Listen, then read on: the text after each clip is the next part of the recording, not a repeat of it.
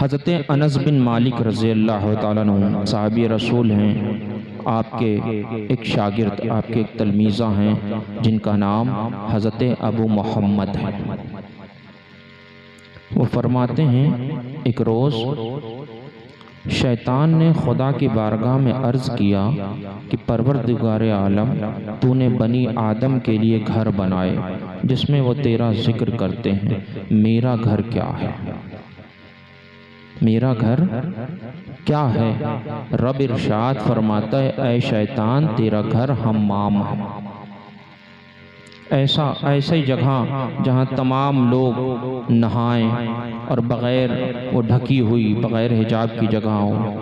پھر شیطان عرض کرتا ہے کہ پروردگار عالم، تو نے بنی آدم کے لیے مجلس رکھی، جیسے یہ ایک مجلس ہے، میلاد ہے، یہاں پر اللہ اس کے رسول کا ذکر ہو رہا ہے، یہ اسی طریقے سے شیطان کہتا ہے تو نے بنی آدم کے لیے مجلس رکھی، میری مجلس کیا ہے؟ تو رب ارشاد فرماتا ہے اے شیطان، تیری مجلس بازار ہے، تیری مجلس بازار ہے، کیونکہ بازار میں فضول کی باتیں۔ آج مسلمانوں کا طریقہ یہ ہو گیا ہے کہ بازار میں بیٹھے ہیں، چائے کے ہوٹلوں پہ چائے کی چسکیاں لے رہے ہیں، کبھی ان کی غیبت، ان کی چغلی، انہیں گرانا، انہیں اٹھانا۔ آج یہ ہمارے لیے عام سی باتیں ہو گئیں، آج ہم ان کو گناہ سمجھتے بھی نہیں ہیں، ہے نا؟ آج چھوٹی چھوٹی باتوں پہ ان کو گالی دینا، ان کو گالی دینا، بازار میں ہیں گالیاں دے رہے، الٹی سیدھی باتیں کر رہے، نازیبا الفاظ استعمال کر رہے۔ اسی لیے اللہ تعالیٰ ارشاد فرماتا ہے اے شیطان، تیری مجلس بازار ہے۔ پھر شیطان کہتا ہے کہ پروردگار عالم، تو نے انسان کے لیے قرأت رکھی، قرآن کی تلاوت، میری قرأت کیا ہے؟ تو جانتے ہیں خدا ارشاد فرماتا ہے اے شیطان، تیری قرأت شعر و شاعری ہے، شعر و شاعری۔ آج کتنے افسوس کی بات ہے، ہمارا نوجوان مسلمان موٹر سائیکل چلاتا ہے، کان میں لیڈ لگا کے گانے سنتا جاتا ہے، گویا کہ شیطان کی قرأت سنتا جاتا ہے نا؟ آج گھر گھر میں شادی ہو، بیاہ ہو، بارات ہو، اس کے گھر سے، لوگوں کے گھر سے، مسلمانوں کے گھر سے گانے کی آوازیں آتی ہیں، ہے نا؟ ایسا ہے؟ مسلمانوں کے گھر سے گانے کی آواز آتی ہیں، جس گھر سے قرآن کی تلاوت کی آواز آنا چاہیے تھی، وہاں سے شیطان کی قرأت کی آواز آتی ہے نا؟ کتنے افسوس کی بات ہے۔ ایک بات پوچھیں، مثال کے طور پر کوئی نوجوان گانے کان میں لیڈ لگا کے گانے سنتے ہوئے جا رہا ہے، اچانک اس کا ایکسیڈنٹ ہو، موت ہو جائے، تو کتنی خراب موت ہے کہ شیطان کی قرأت سنتے ہوئے مر رہا ہے نا؟ ہونا تو یہ چاہیے تھا کہ اگر اس کو سننا ہی تھا تو رسول کائنات کی نعت لگا لیتا، قرآن پاک کا ترجمہ سن لیتا، ہے نا؟ اپنے علماء کرام کے بیانات کو سنتا، پھر جاتا، ثواب بھی پاتا، ہے نا؟ اگر مر جاتا تو اچھے اس پر اس کا خاتمہ ہوتا کہ نہیں، وہ قرآن کی تلاوت سنتے سنتے دنیا سے گیا۔ لیکن آج گانے سنتے ہوئے اکثر ایکسیڈنٹ ہوتے ہیں سڑکوں پر، گانے سنتے ہیں لوگ، ہے نا؟ بہرحال پھر شیطان آگے کہتا ہے کہ پروردگار عالم، تو نے انسان کے لیے حدیث رکھی، یعنی کہ سچی بات، میری بات کیا ہے؟ میری کون سی حدیث ہے؟ میری کون سی بات ہے؟ تو اللہ ارشاد فرماتا ہے اے شیطان، تیرے لیے دروغ گوئی، جھوٹ، فریب۔ بہت افسوس کے ساتھ کہوں گا، آج ان کاموں میں ہمارا مسلمان بہت آگے نظر آتا ہے۔ آج فراڈ کے کیس آپ اٹھا کے دیکھیں گے تو سب سے زیادہ مسلمان نظر آتا ہے۔ آپ کو میں بتاؤں، میں کوئی تقریر کرنے نہیں بیٹھا ہوں، بس چند باتیں کر کے رخصت ہو جاؤں گا۔ آپ کو میں بتاؤں، مجھے ایک گھر لینا تھا، میں نے بینک کو فون کیا تو وہاں سے مجھے کال آتی ہے ان کے ہیڈ آفس سے، تو وہ کہتے ہیں کہ فلاں مسلمانوں کا علاقہ ہے، اس لیے ہم وہاں لون نہیں دیں گے کیونکہ اتنے فراڈ کیے۔ جس قوم کے لیے آئے تامرون بالمعروف و تنہون عن المنکر، برائی سے روکتی ہے اور بھلائی کی طرف بلاتی ہے، آج وہ قوم خود برائی میں مبتلا ہو جائے، کتنے افسوس کی بات ہے۔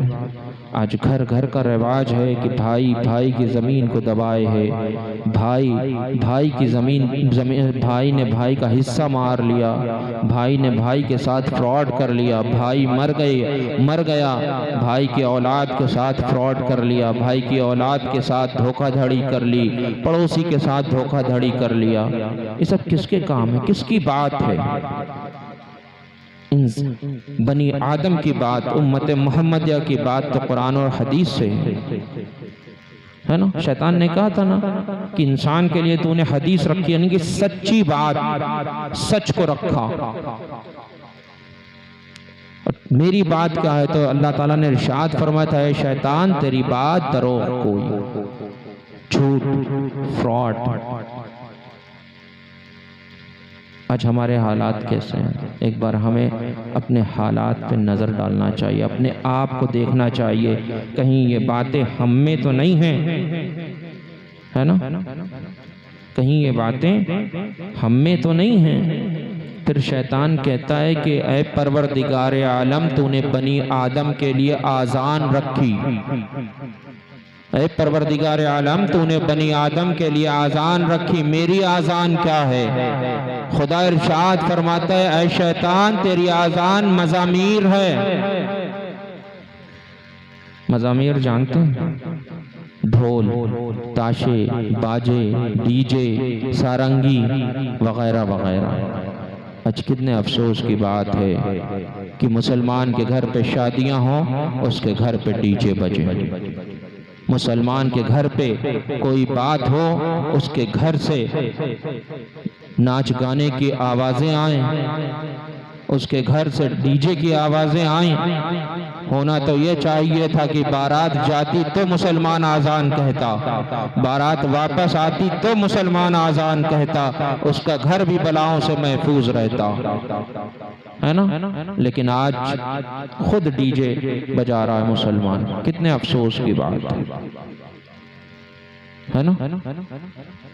پھر شیطان کہتا ہے کہ پروردگار عالم تو نے انسان کے لیے کتابت رکھی، یعنی کہ لکھائی، میری کتابت کیا ہے؟ رب ارشاد فرماتا ہے اے شیطان تیری کتابت وشم ہے۔ وشم جانتے ہیں وشم کیا؟